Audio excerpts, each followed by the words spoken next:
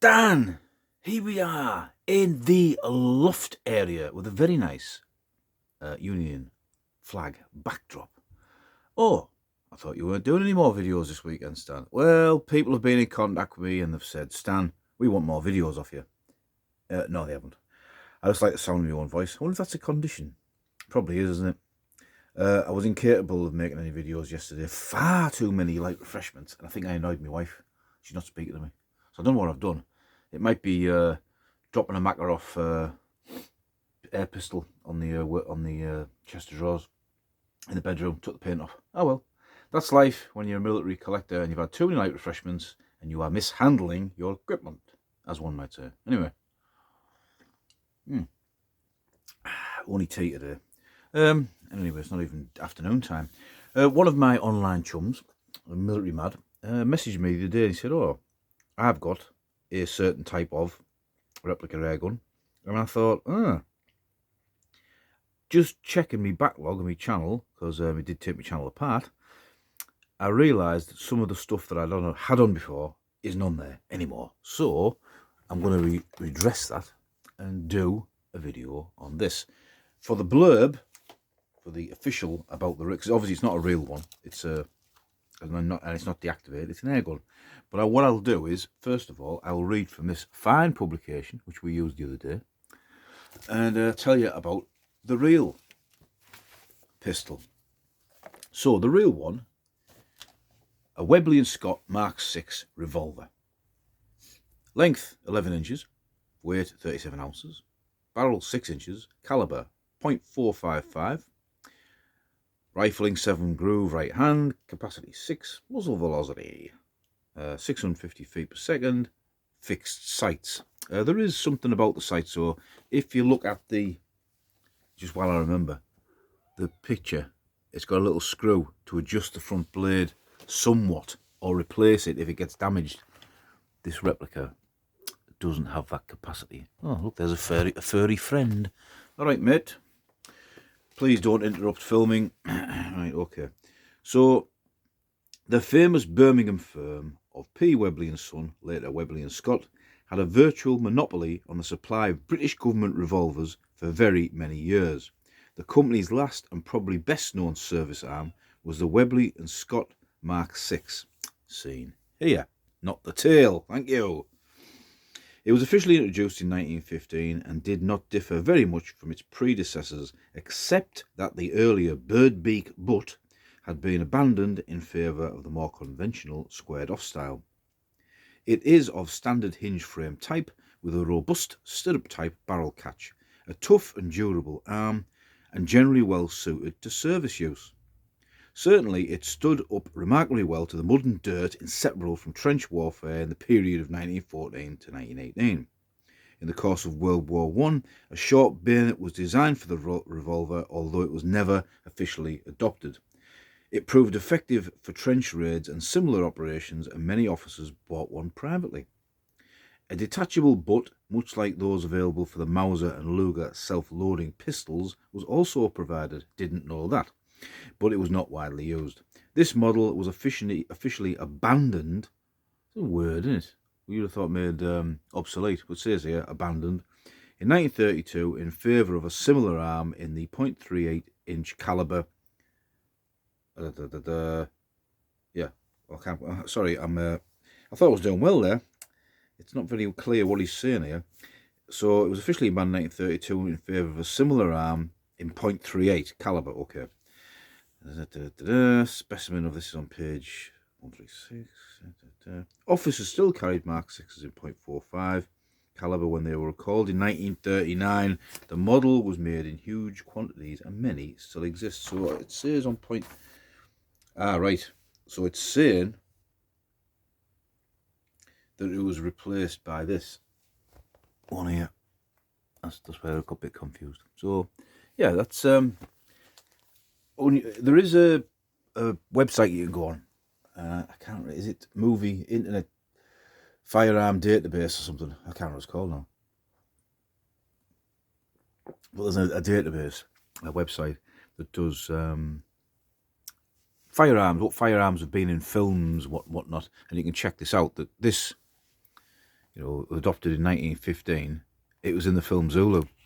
So what was that, 1879? So 30 odd years before. But it has that iconic look, doesn't it? And first of all, we'll just go through the little bits and pieces that are with it. A lanyard. And for ages, you can tell by the kink in that, I had it attached by doubling that over. And that doesn't work because it's not quite long enough if you have it around your neck or on your pistol belt. So I've just got this little clip. That's not correct, obviously. I probably could paint it black and it might blend it a bit more. Just a reproduction lanyard. This is, I believe, a World War One or of that period holster. I got it really cheap off eBay. Something like 5 or 10 quid, not even 10 quid, I don't know, I can't remember.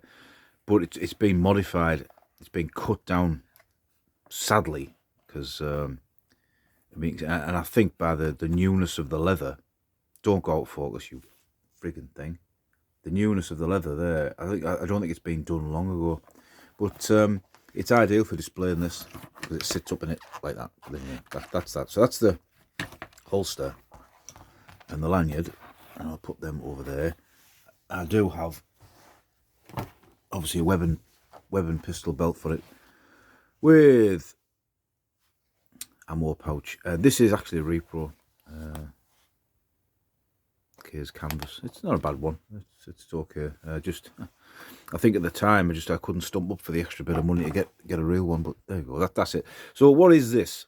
Well, it's a Mark 6 revolver reproduction, and I think it's fairly easy. I haven't fiddled with this. This is still firing, not like my other ones where I've blocked up the.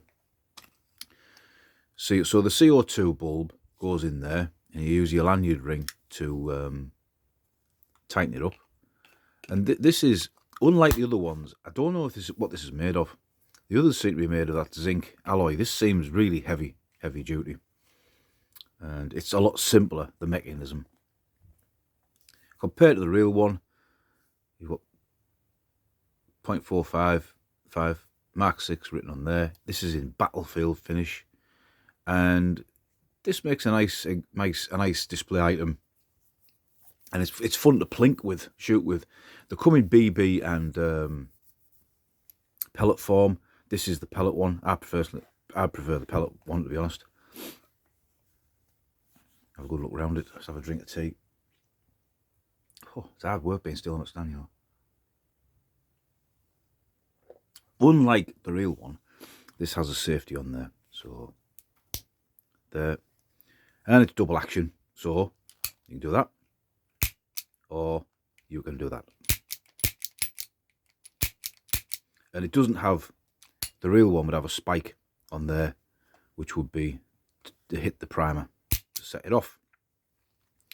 It breaks open just like the real one, and it comes with these little bullets, little rounds. So we just take one out. I'm doing this with the camera's hard, and you can see the hollow. So you push the pellet in the back of here, and it has a little bit of like a nylon bush to make it airtight. Pop that back in, and then you obviously do that all the way around. Lock it up, and you're good to go. And this should shoot about 50, 60 pellets. And I've actually only fired it probably twice. I'd say twice, you know, if that. I wonder if you can see down the barrel. And I see. Hopefully, you might be able to see that that's a rifle barrel. Yeah. So I prefer the lead pellet version simply because ricochet and stuff. Then you have a look around it. Webley patents on there, and you could probably take that off if you wanted, I suppose. I haven't found the real reason to do that, but the only complaint that I would have about this pistol, and it is echoed in some of the comments on these forums and whatnot. I mean, it's a bit, you know, yeah, you can hear that. And there's a fella on YouTube, he does something with his with the handle. I think it's along the lines of, see these voids here, he fills them up with, you know, like plastic metal sort of thing, just to beef them up a little bit. I did think about doing that, but it looks a cack on, to be honest. I think you'd be better off just putting a CO2 thing in there, weight it down. It's still there, bit loose. Yeah. But these it's a compromise, isn't it? Because it's not a real firearm. The other thing is when you pull it out of the holster, sometimes this spring here. Now I don't know if you can actually buy these. Whether it would fit, a real one would fit on here. This spring's a bit weak. So what sometimes happens is, as you're pulling it out, it'll just catch it. It just breaks open like that. They reckon the real firearm version, I don't have a diac, if anyone's got a diac, you literally have got to really push your thumb on that to open it up. So yeah, a couple of little complaints, but with everything, it's a compromise, isn't it? Because this still is a usable air gun, and very fun it is too. It's a great display piece. It's nice to have something that looks historical, and people say, yeah, owning something like this gives you maybe the opportunity to look into the history a little bit more, and it is nice to put it on display. But remember, you're supposed to keep air guns locked up, so anyone under the age of 16, I think, can't get hold of them. So put them in a lockable display cabinet. There you go. So yeah, so that's Stan, and I will. We'll have a little dry fire. I will put the safety back on. I will. See ya.